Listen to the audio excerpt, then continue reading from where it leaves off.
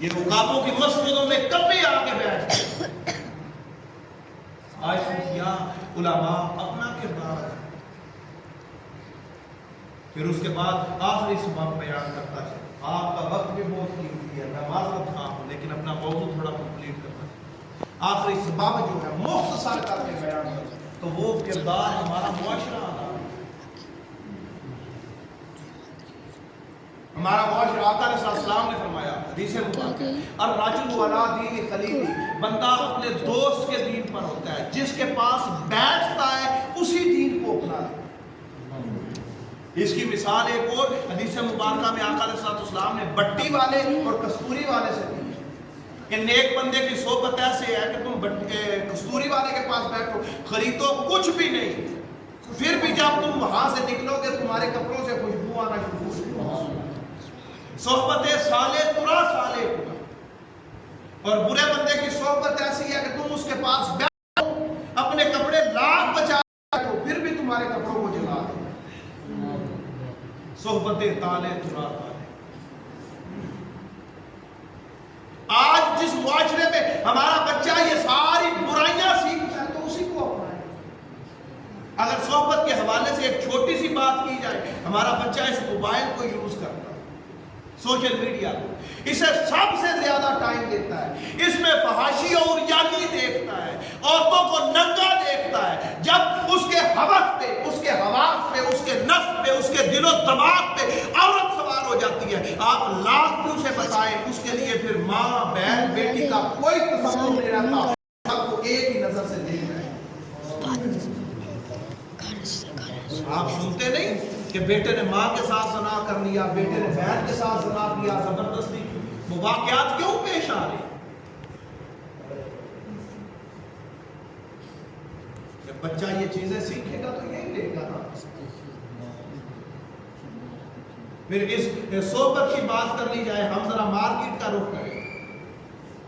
بچہ جوان ہو کے جب مارکیٹ میں بزنس کرنے جاتا ہے تو مارکیٹ میں لوگوں سے کیا سیکھتا ہے کہ جھوٹ بولنے سے پرافٹ زیادہ آتی ہے, ملاوٹ کرنے سے منافع زیادہ ملتا ہے, دھوکہ دینے سے پرافٹ زیادہ ملتی ہے, جھوٹی قسم کھانے سے مال جلدی بک جاتا ہے. جب وہ جوان وہاں پہ یہ ساری چیزیں لوگوں کو کرتے ہوئے دیکھتا ہے, ان سے سیکھتا ہے, آپ لاکھ اسے بتائیں کہ قرآن کہتا ہے جھوٹ نہیں بولنا, حرام نہیں بیچنا, قسم نہیں کھانی, دھوکہ نہیں دینا, ملاوٹ نہیں کرنی, آپ اسے لاکھ بھی بتائیں, وہ قرآن کو پیچھے چھوڑ دے گا. جو معاشرے سے سیکھے گا اسی پہ عمل کرتا ہے.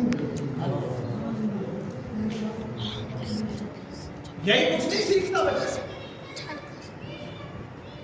آئے میں آپ کو اس صدی ایک ایسی عظیم درس بتا کے جا رہا ہوں کہ جہاں پہ آپ کو نیک صحبت بھی میسر آ جاتی ہے, جہاں پہ احوال بدلنے کا کام بھی ہوتا ہے, جہاں پہ قرآن و سنت اور دنیاوی تعلیم کو بھی ایک چھت کے نیچے دیا جاتا ہے, وہ تحریک منہاج القرآن ہے کہ جو آج دینی اور دنیاوی علوم کو جمع کر کے ایک ہی چھت کے نیچے نظام اور مدارس کی شکل میں دے رہی ہے. آپ کے لودھرا میں بھی کالج آف شریعہ کے نام سے ادارہ ہے, وہاں پھر لوگوں کے احوال بدلنے کے لیے, لوگوں کو مصطفیٰ کریم کی ذات کے ساتھ جوڑنے کے لیے ہلکا بار درود پاک کی محفل. پھر یہ حکیم صاحب ہیں جو خود یہ کام کرتے ہیں کہ لوگوں کو دل بدلتے ہیں. بچے نے کتنا پیارا ذکر کیا تھا, صرف لوگوں کے احوال بدلتے. پھر مہینے بعد یہ درس ایمان قرآن کی محفل ہوتی ہے کہ لوگوں کا جو تعلق ٹوٹ چکا ہے قرآن کے ساتھ, اسے کسی نہ کسی طریقے سے اس کے ساتھ جوڑا. پھر صحبت کی بات کی جائے, حضور شاہ الاسلام نے منہاج القرآن کے مرکز پہ ایک گوشہ درود بنوا رکھا ہے, جہاں پہ بیٹھنے والوں کا ایک ہی کام ہوتا ہے, 24 گھنٹے صرف مصطفیٰ کریم کی ذات پہ صرف نماز کا وقفہ, باقی 24 گھنٹے مصطفیٰ کریم کی ذات. اب یہ ساری باتیں آپ نے سن لی, اسباب کیا ہے سارے. اب میں یہ جو چند نوجوان بیٹھے ہیں انہیں مخاطب کر کے بات کرتا ہوں. یہ مجھے نظر آ رہے ہیں, کچھ مسکراتے نظر آ رہے ہیں, کچھ اداس بیٹھے نظر آ رہے ہیں کہ آج کا نوجوان کب تک یہ ہوتا رہے گا کہ مجھے معاشرہ اچھا نہیں ملا, مجھے والدین نے تعلیم بہتر نہیں کی, علماء و مشائخ نے اپنا کردار ادا نہیں کیا. یہ نوجوان کب تک یہ رونا روتا رہے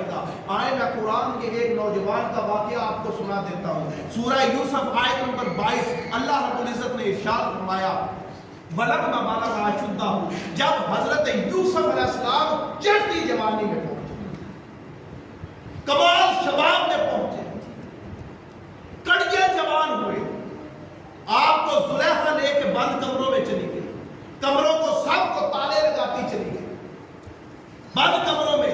یہ جوان تھا، کمال شباب تھا اس پہ. ان بند کمروں میں ایک عورت نے بلایا کہ آؤ میری طرف. اس جوان نے اس عورت کی طرف نہیں دیکھا، اللہ پہ توکل کیا، بند کمروں کی طرف رخ کیا، اللہ سارے دروازے کھولتا چلا. آج کا جوان ہوتا تو کہہ سکتا تھا میں کہہ سکتا تھا میرے پاس اور کوئی راستہ نہیں تھا، چارہ نہیں تھا.